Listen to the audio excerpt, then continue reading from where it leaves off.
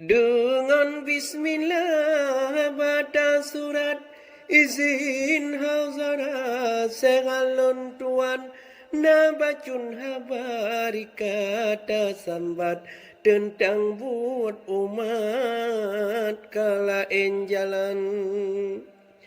le manusia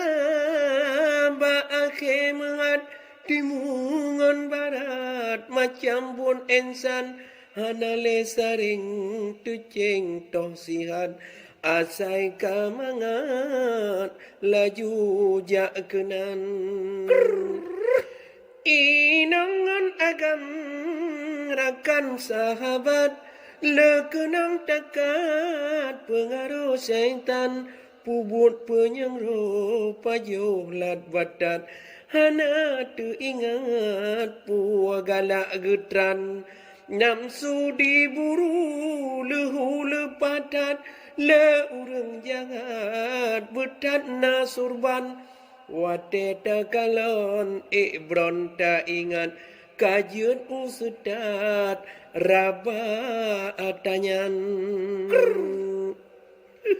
pelam dan iman narakan sahabat menyebut jahat galak hanaban asai nadiku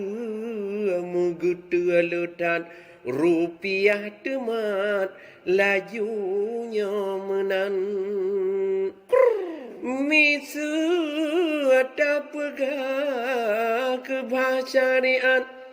di Aceh Merat Bandung iman Bandung manusia hamba hadarat ikut syariat sebelam tiap jan ikut bak pegah jelah lepatat dakwah je tempat jak biseruan tapi manusia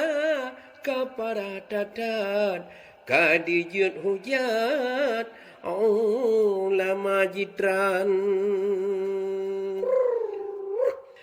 ada yang harum talum si atat bakulam kitab hanjun pajonyan budalam hadis diki di ilat bahnalam ayat di patih pihan pubut puhawa asai kamangat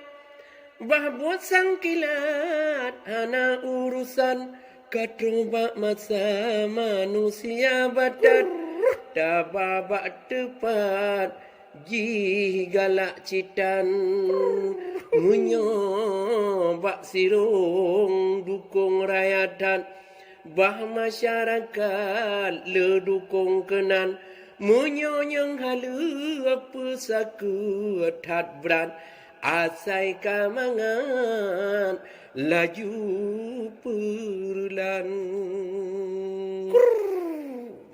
pada dan kaya himbai mungkarat hana bak lumpat aduh jadunyan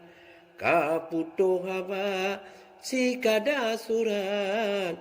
singoh lom sabat lain karangan